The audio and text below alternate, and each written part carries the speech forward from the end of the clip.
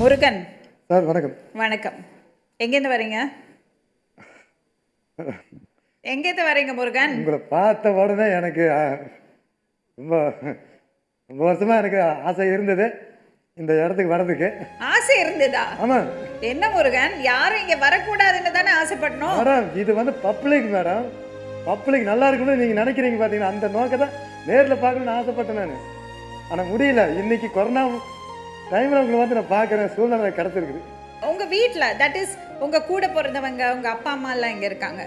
Madam, எனக்கு வந்து சின்ன வயசில் என்னோட ஒரு 1995ங்க அந்த வயசுலேருந்தே எனக்கு வந்து ஒரு ஹெல்ப்புக்கு எனக்கு யாரும் இல்லை, பேரண்ட்ஸ். ஏன் அப்பா அம்மா இங்கே? அப்பா அம்மா இருக்காங்க, அண்ணன் தம்பி 4 பேர், 3 பேர், அக்காங்க 2 பேர்.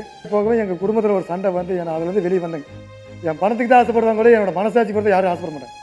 அவனை பணம் கொடுக்கணும், சாப்பிடணும். ஃபஸ்ட்டு ஒரு பொண்ணை லவ் பண்ணேன்.